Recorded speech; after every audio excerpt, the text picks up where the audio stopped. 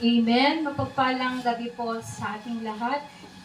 Hindi po nabasa kanina yung scripture, kaya ako po yung magbabasa.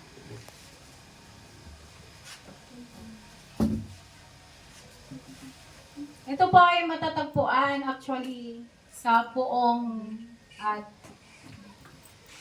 sa libro po ng 1, chapter 11, verses 1 to 46. Pero ang babasahin ko lamang po ay John 11, verses 20 to 37.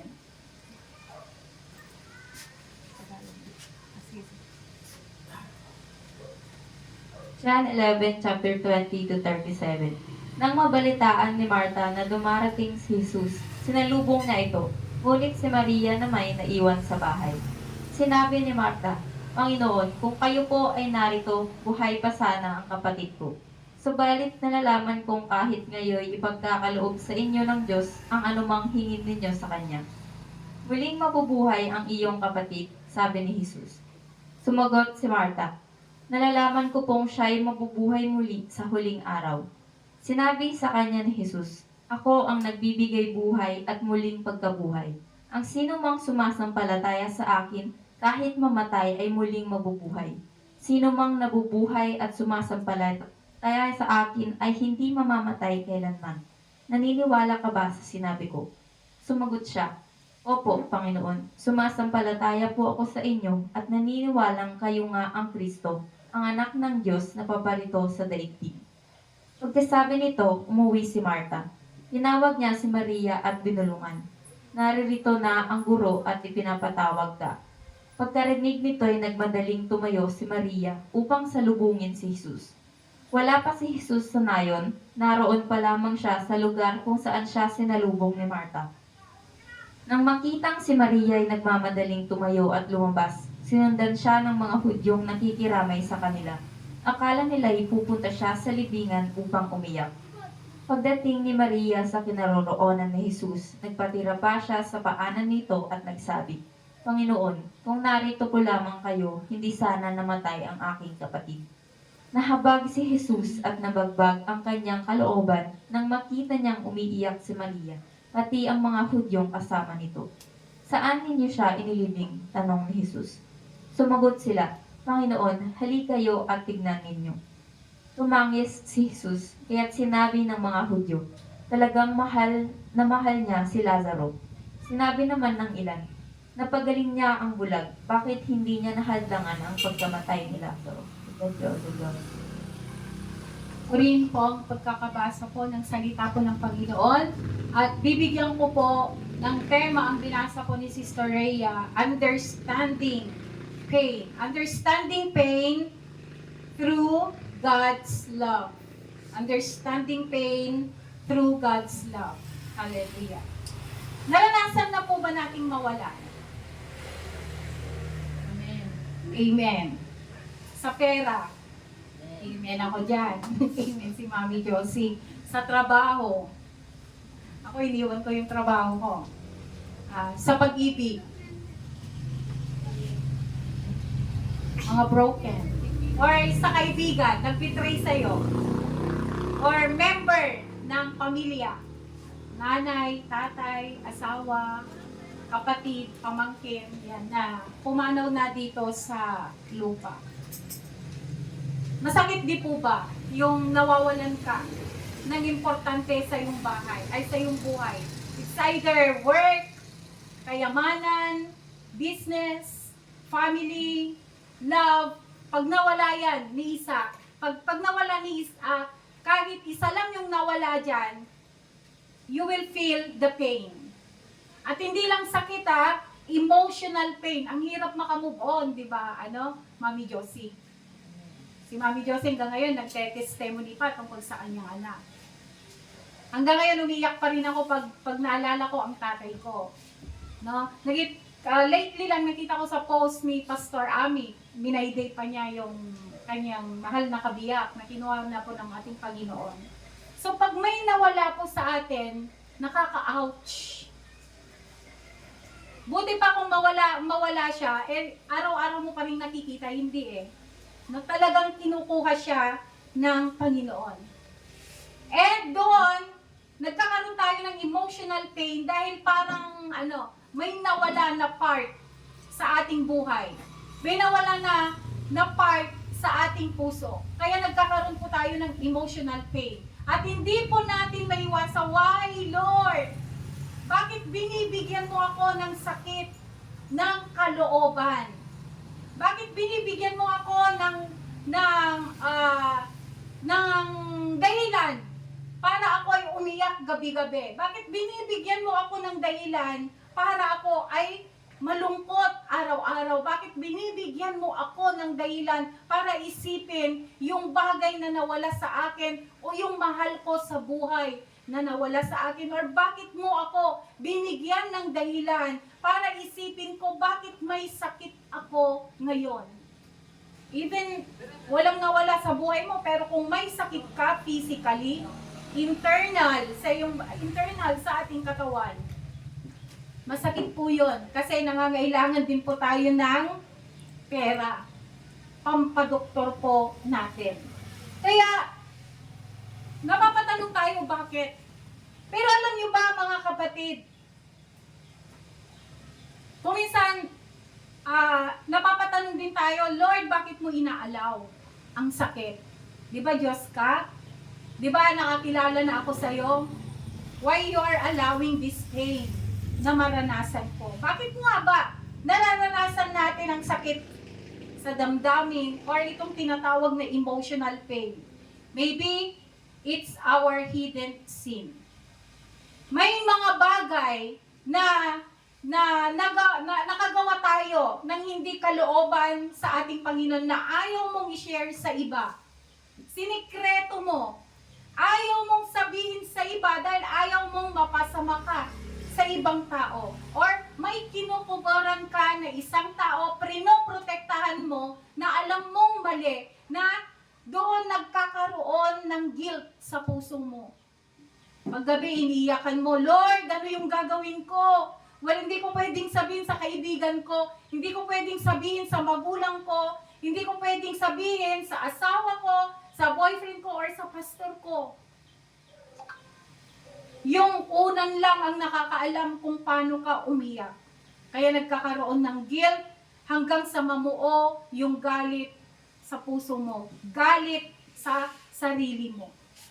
Sinisisi mo yung sarili mo, sinisisi mo yung cause ng emotional pain mo. Maybe it's our hidden sin. Pero alam niyo po ba kung bakit may emotional pain? Yung binasa po ni Rhea kanina, dahil yung nangyari kay Martha at Maria, na nawalan po sila ng isang kapatid na si Lazarus. Dahil gusto ng Panginoon na tayo ay magamot kung ano man yung sakit ng kalooban natin.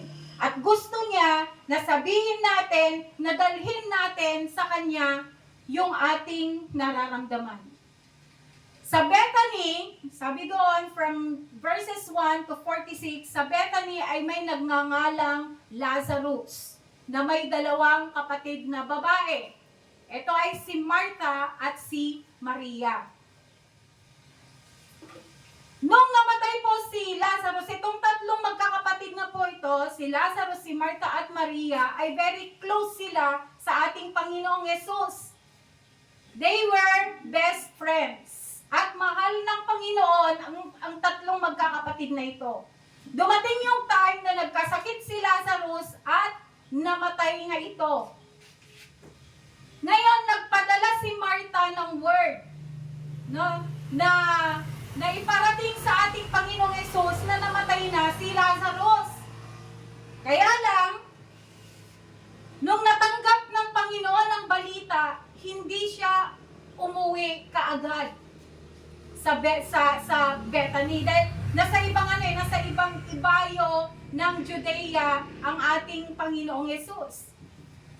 Sabi ng mga disipulo niya, namatay yung kaibigan mo, hindi pa ba tayo uuwi? Hindi pa. May sakit. Oh, may sakit. Yan, may sakit ang kaibigan mo, hindi pa ba tayo uuwi? Hindi pa, dito muna tayo.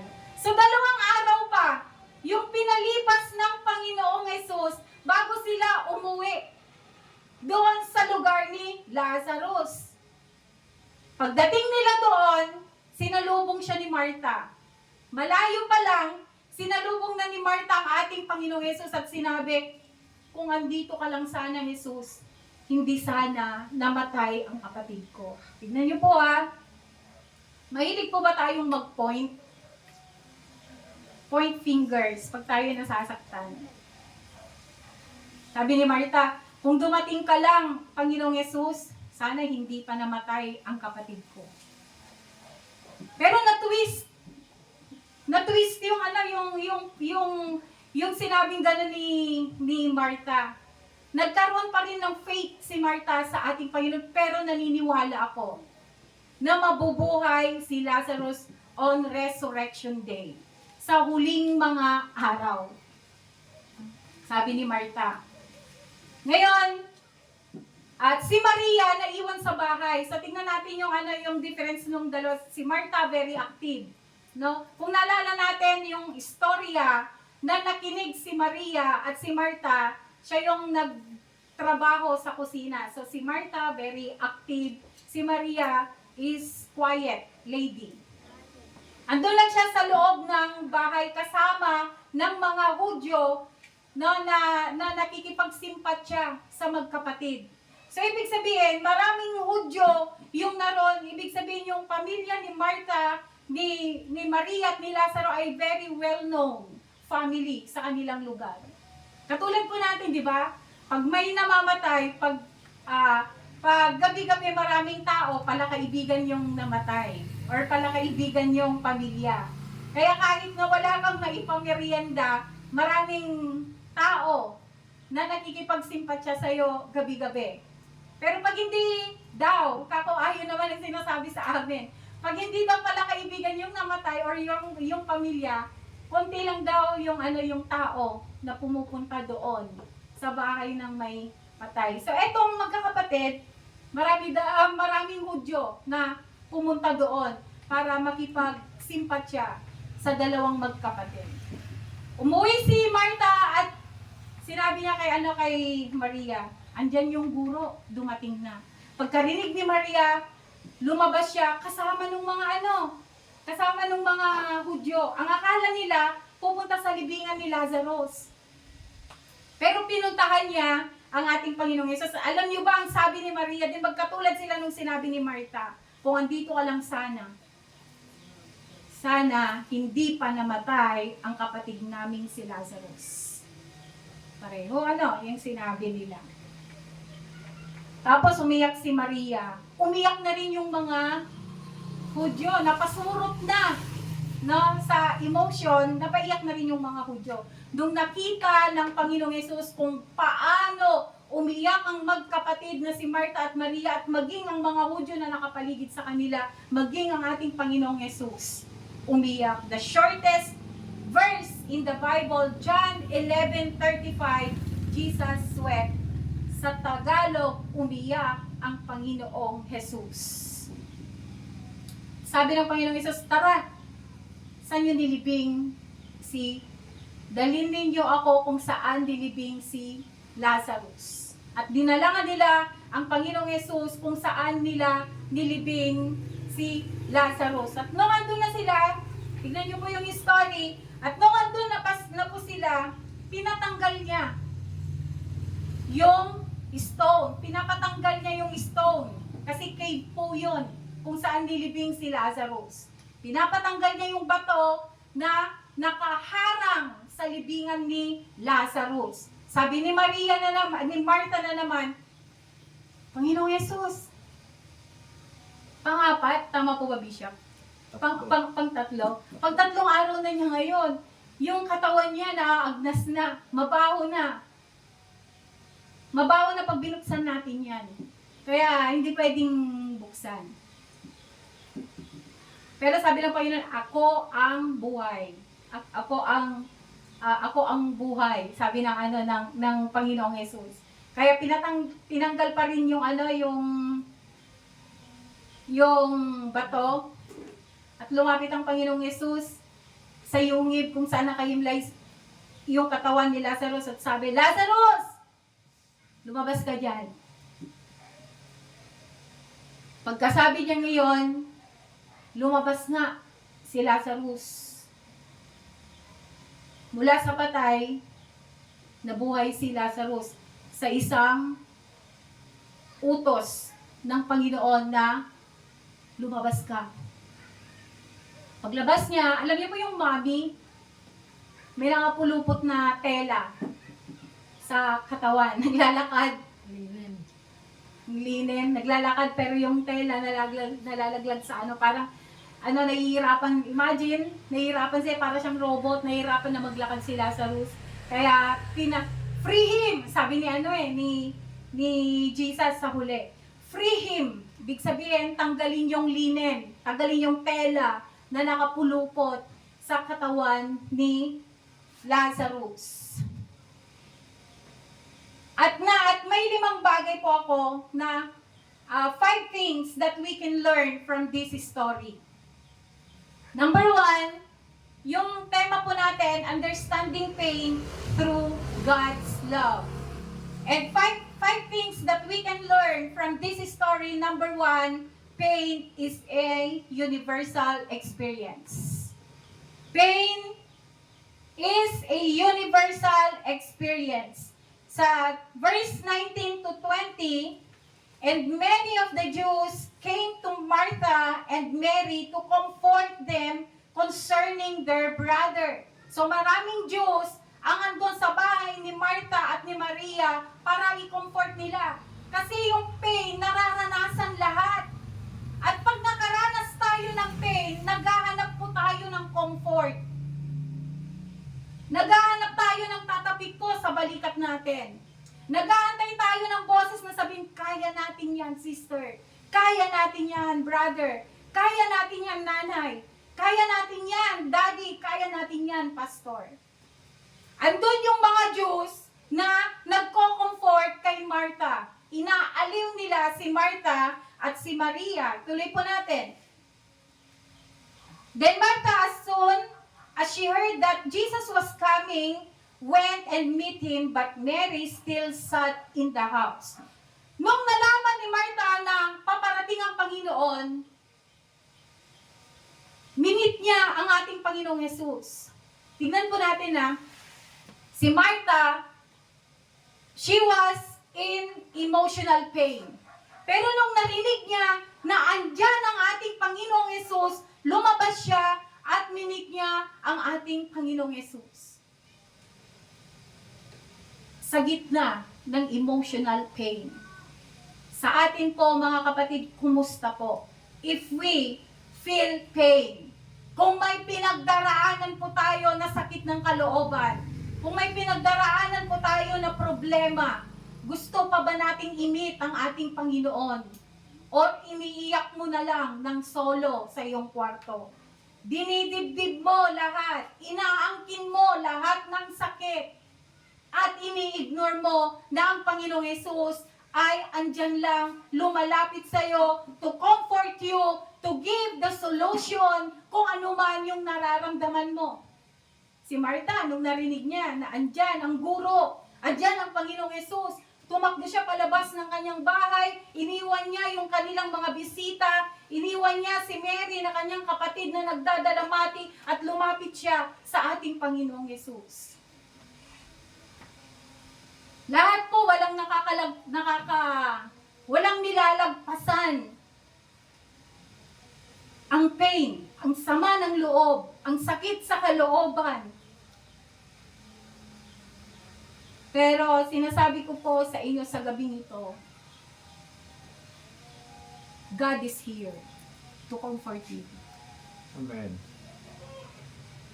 Ano man po yung nararamdaman natin, andyan lang ang Panginoon.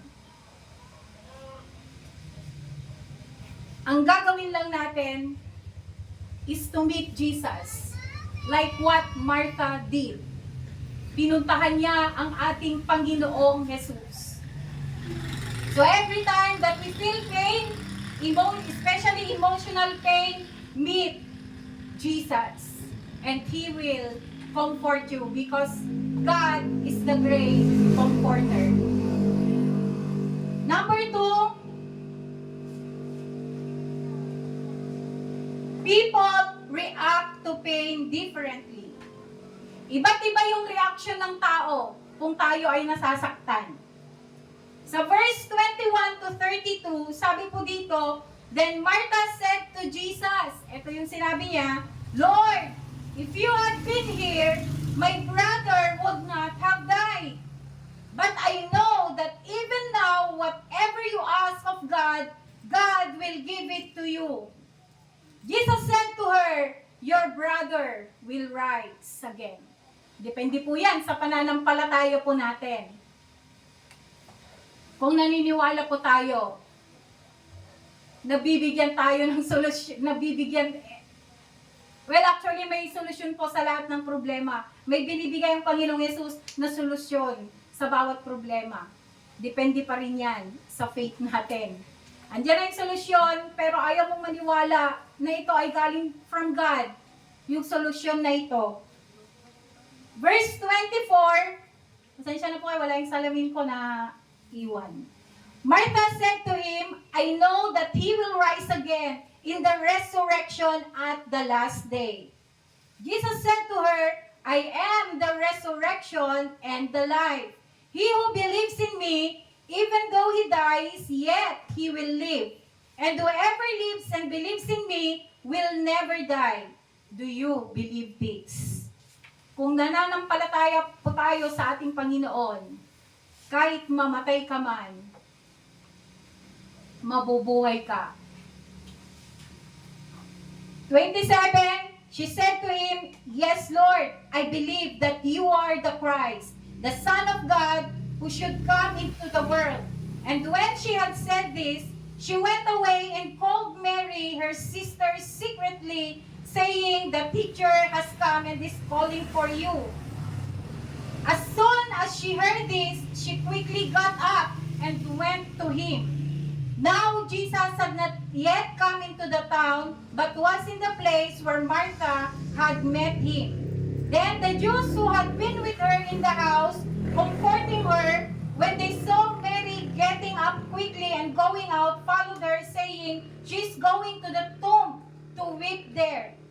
Then when Mary came where Jesus was and saw him, she fell prostrate at his feet, saying to him, Lord, if you had been here, my brother would not have died. So ito yung reaction ni Martha at Mary. Sa una, sinisi nilang Panginoon. Ganun po ba tayo? Pag nagkakaroon po tayo ng problema, yung introduction po natin kanina, bakit Lord, bakit mo binigay sa akin ang problema na ito? Bakit mo ako pinapahirapan? Bakit mo ako binibigyan ng sakit ng kalooban? Si Martha at Mary, sabi, kung andito ka lang sana hindi namatay ang kapatid namin. People react to pain differently. Sa atin po ngayon, mga iba umiiyak. Ano po, kung may problema, sino po yung natatawa dito pag may problema? Si Freddy Aguilar, tawanan mo ang iyong problema. Mga lalaki, naglalasing.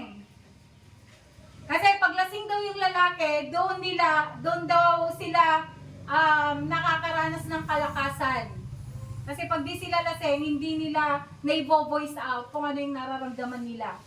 Kaya mga iba, naglalasing. Mga babae, naglalakwatsa para pagurin yung ano nila, physical nila. At pag uwi nila sa bahay, matutulog na lang. Hindi na nila maisip si problema. Hindi na nila maisip yung sakit ng kalooban. Pag dumating po sa buhay po natin ang kamatayan, paghihiwalay, karamdaman, o disaster, kung pinagsama-sama mo yan, hahantong sa salitang bakit. Sino po dito ang nagtatanong sa ating Panginoon? Bakit mo kinuha ang mahal ko? Bakit mo kinuha ang negosyo ko? Bakit mo ako inalis sa trabaho ko? Bakit ganito ang buhay ko? Mahirap ako noon, mahirap pa rin ngayon. Bakit binigyan mo ako ng sakit? Lahat yan nagtatapos sa salitang Why? Katulad ng magkapatid na si Martha at Maria, iisa lang ang kanilang sinabi. Kung nandito ka sana, hindi sana namatay ang aking kapatid. Yung sinabi ko kanina, sometimes we point fingers to others. Why we experiencing emotional pain? Sometimes hindi natin makita yung sarili nating ginawa kung bakit tayo nasasaktan.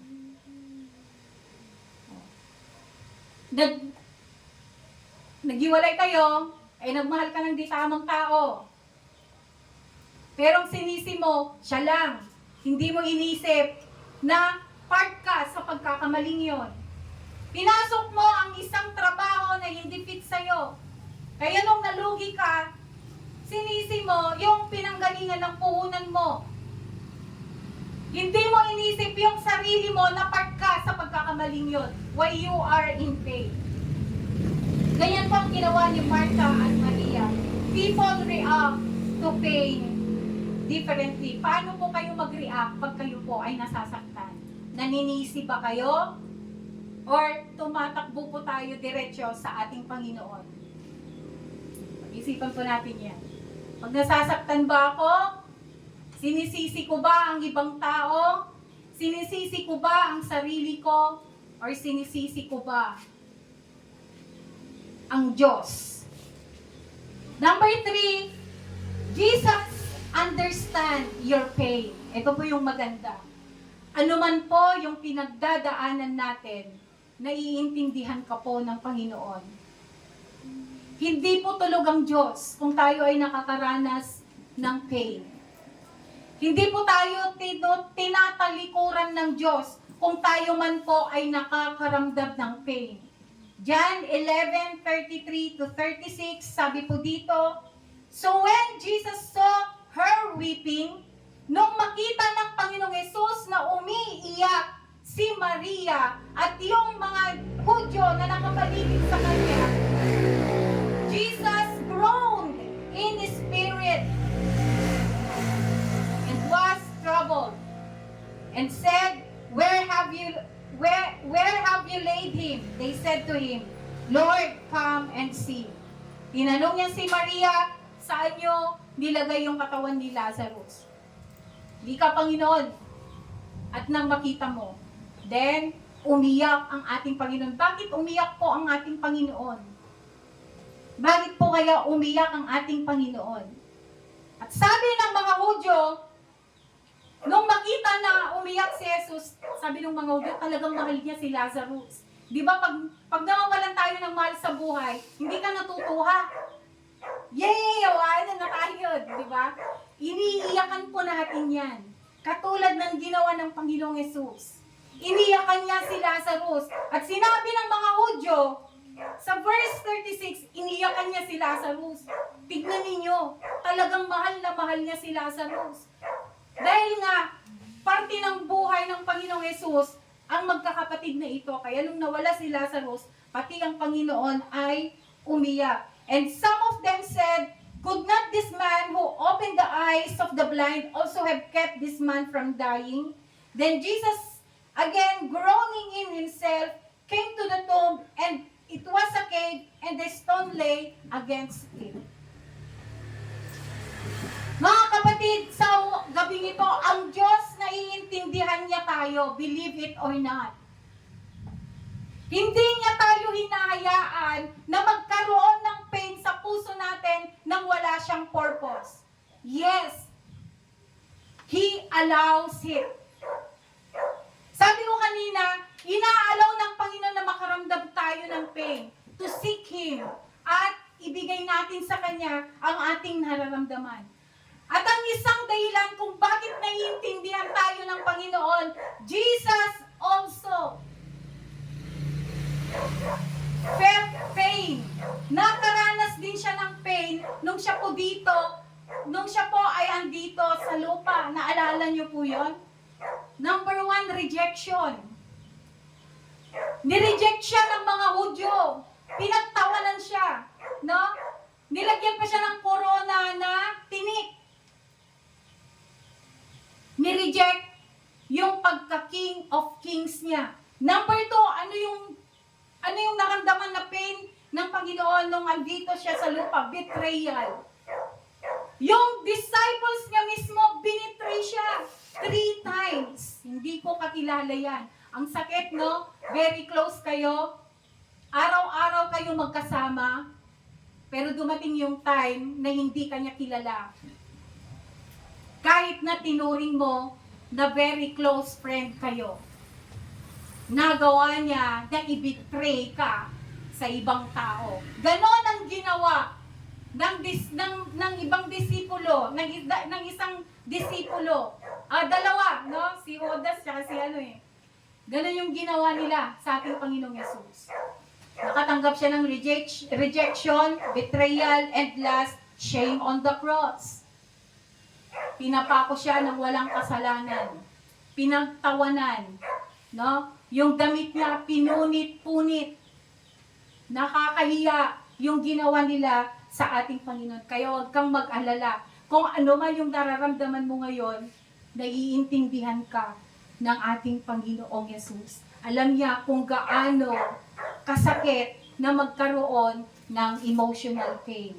Alam niya kung gaano kasakit kung paano ka talikuran ng tao. Alam niya kung gaano kasakit kung paano ka ginagawa ng masamang kwento. Alam niya kung gaano kasakit kung may sakit kang nararamdaman. And yet, He allows it. Pinapayagan ng Panginoon na maramdaman mo ito dahil gusto niya, katulad ng ginawa ni Martha, i-meet natin ang ating Panginoon sa pang-araw-araw nating buhay.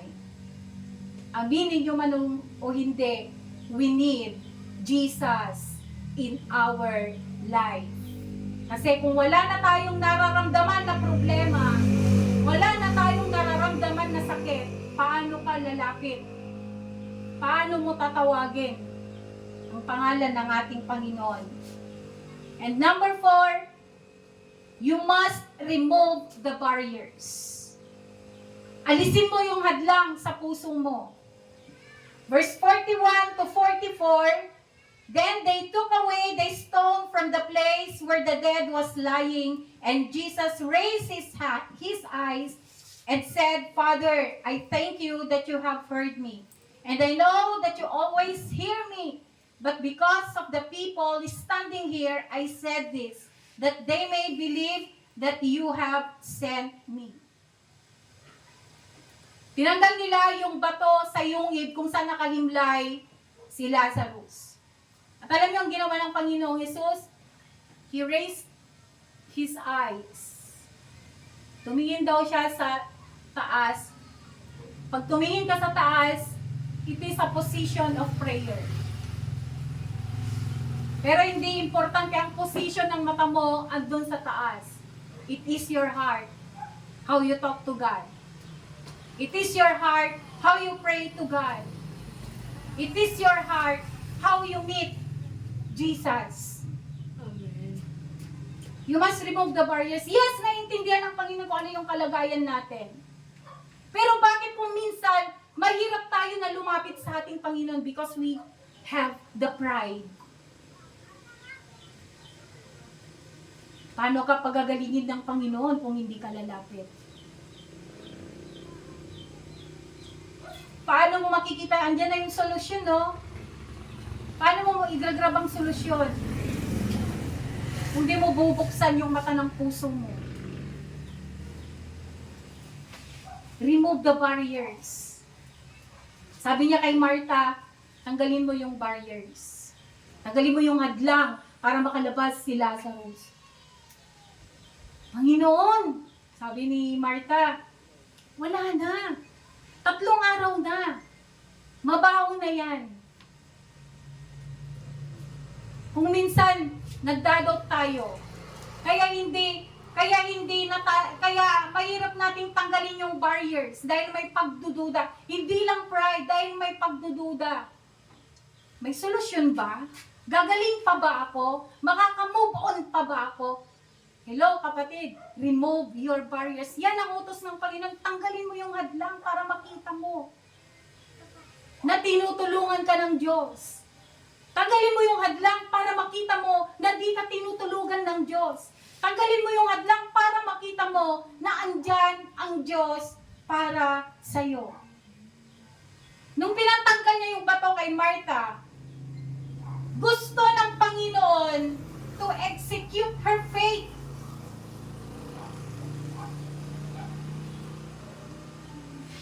Para ma-boost yung faith ni Martha. Yes, Lord, tatanggalin ko yung hadlang dahil alam ko, bubuhayin mo ang aking kapatid.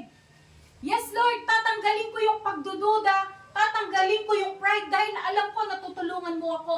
Tinutulungan mo na ako. He wanted her to believe before the facts. Sa atin po kasi, sa atin po kasi gumalaw muna ang Panginoon bago tayo maniwala. Pero ang gusto ng Panginoon pala, maniwala ka muna bago mo makita. That is the power of faith. The things na unseen, pinapaniwalaan mo na. Yun ang gustong gawin ng ating Panginoong Hesus sa atin. Maniwala muna tayo. Before na ipakita ng Panginoon. Tinetest po niya yung pananampalataya po natin sa Kanya. And He wanted her to feel the joy while her brother is still on the tomb. Sino po dito yung kayang magsaya pag dumaranas ng problema? Nung pinapatanggal ng Panginoong Yesus kay Martha yung barriers, yung stone, gusto niya na maramdaman niya yung joy. Pero ang hirap po nang maramdaman mo yung kagalakan, nasa gitna ka ng emotional pain. Pero gusto ng Panginoon, magsaya tayo. If we are in pain, ang hirap pong gawin. Yes, mahirap pong gawin na magsaya ka. Magsaya ka dahil andyan na yung solusyon ng pain mo. Hindi natin kayang magsaya sa gitna ng pain kasi ang hirap tanggalin yung barriers. Dahil nga andito yung pagdududa. Pero wala po tayong gagawin kundi we must remove the stone, the barriers. The barriers of doubting, the barriers of pride po sa ating puso. Have faith na gagawin ng Panginoon ang lahat. Mapasaya ka lang. Pinapasaya ka na ng Panginoon. Hindi lang natin maramdaman at makita. Because we have the barriers of pride and barriers of doubting. And last, healing is not superficial. Superficial means hindi lang mababaw. Sa verse 41 to 44, dito na lang tayo sa verse 43. And when he had said this, he cried out with a loud voice, Lazarus, come out. Nung nabuksan na ang stone, Lazarus, come out. Lumabas nga si Lazarus. And he who had died came out. At lumabas nga si Lazarus mula sa mga patay. Bound hand and foot with grave clothes, and with his face wrapped with a cloth. Jesus said to them, free him and let him go. Lumabas si Lazarus, yun nga may linen, nakaano siya ng tela, mahirap siyang maglakad. At sabi ng Panginoong Yesus, free him, tanggalin ninyo. Kasi mga kapatid, ang Panginoon, gusto niya, hindi ka lang gumaling kung ano yung nararamdaman mo. Ang gusto ng Panginoon, makaalis ka sa sitwasyon na yan. Pabalik-balik ba yung problema? Nangyari na naman sa akin to Because healing is not superficial. Huwag ka lang magpagaling physical. Umalis ka sa sitwasyon na yan. Kasi kung nagpagaling ka lang, pwede kang bumalik sa sitwasyon. And Jesus wanted us na hindi lang tayo mapagaling sa sitwasyon, kundi makaalis ka. Na ano pa yung difference? Gumaling ka nga, pero hindi ka umalis. After a month, mararamdaman mo ulit yung sakit. Kasi gumaling ka lang. Hindi ka nakaalis sa sitwasyon. Kaya sabi niya kay Lazarus, nabuhay nga siya, pero may nakabalot pa rin na tela. Kaya sabi ng Panginoon, free him! Tanggalin ninyo yung tela na yan. Free him! Gusto ng Panginoon, hindi ka lang gumaling, kundi makaalis sa nararamdaman mo. Kaya hindi, wag na tayong magtaka, bakit paulit-ulit na lang yung sitwasyon, Lord? Bakit ganito na lang lagi ang problema ko, Lord? Nagpapagaling ka lang eh.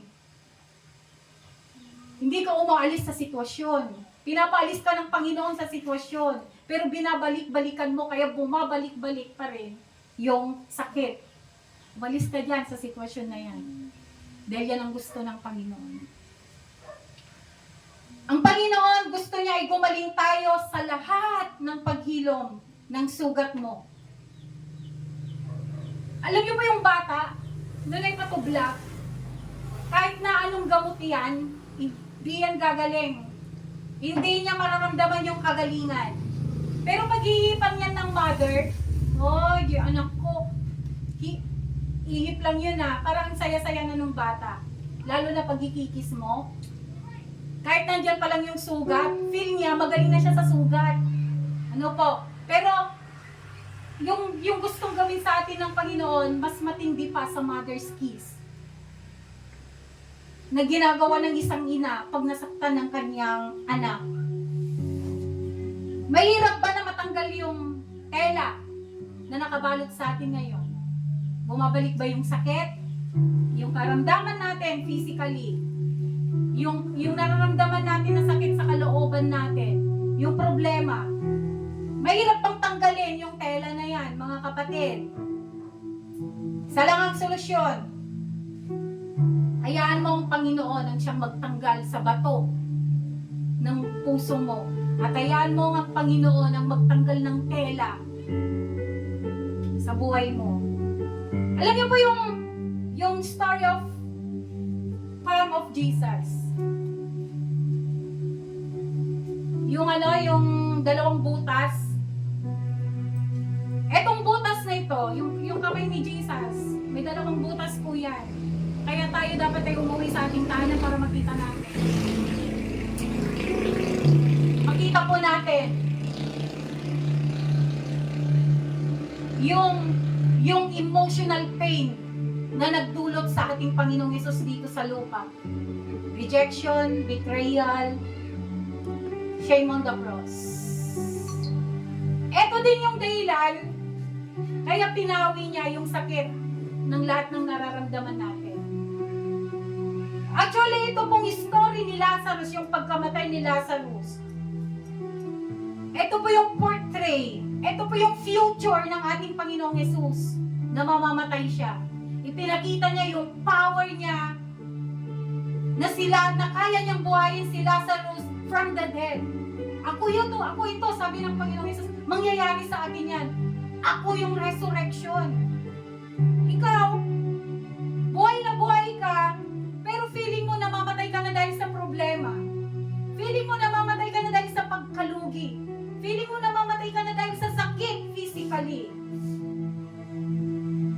Pero maging katulad tayo ni Martha. Yes, I know, Lord, mabubuhay ang kapatid ko. Dahil kung anong hilingin mo sa ating Ama, ibibigay niya sa'yo. Imagine, pwede namang manalangin si Martha at si Mary. Sana, direkta sa Diyos Ama, na buhayin at nung nagkakasakit pa lang si Lazarus. Pwede silang dumirekta na manalangin Ilehan si Lazarus Pero nagtiwala sila sa anak ng tao. tao, sa anak ng Diyos na nandito sa lupa, because all the authority, all the power has given to His own Son, Jesus Christ. At si Jesus Christ, yung na-meet ni Martha at ni Maria. Ang tindi yan, no? Siguro ang tanong, Pastora, buti sila nakita nila physically. Talagang tututuhanin ng Panginoong Hesus na pagagalingin si Lazarus. Tayo hindi naman natin nakikita. Yan ang sinasabi ko kanina na faith. Inalaw ng Panginoon na masaktan ka ngayon dahil gusto niya, maniwala ka muna bago niya ipakita. Actually, andyan na eh. Kaya nga may faith na sinasabi, kailangan mong magtiwala at maniwala muna. Bakit hindi ka nagtitiwala at naniniwala? Dahil mahirap na igulong yung bato na nakahadlang sa puso mo. Kung nahihirapan ka, natanggalin yung bato at tela na nakahadlang sa buhay mo para lumapit sa ating Panginoon, remember, the palm of Jesus, yung dalawang butas sa kamay, pinagaling ka na sa lahat ng karamdaman. Pinalaya ka na sa lahat ng problema. You have to believe. You have to trust God that He can do everything. He is doing your healing right now. Tayo pong lahat ito ngayon. Hallelujah. May mga nararamdaman po tayo. Sakit ng kalooban. Nagagalit ka ba sa kapitbahay mo, sa asawa mo, sa kaibigan mo? Dahil sinasaktan ka nila sa damdamin mo. May sakit ba sa katawan mo? Napapatanong ka ba, bakit Panginoon? Bakit Panginoon? Bakit Panginoon? Bakit Panginoon? Believe and trust God right now. Kahit na may nararamdaman ka, sakit sa puso, sakit sa kalooban, sakit sa katawan, believe that you are healed. Because Jesus is already healed. Kung ano man yung nararanasan mo. Let us sing the song. You are the God that healeth me. Make it a prayer. You are the God that healeth me. You are the Lord, my healer. You sent your word and healed my disease. You are the God, my healer. You are the God. You are the God that healeth me. You are the Lord, my healer.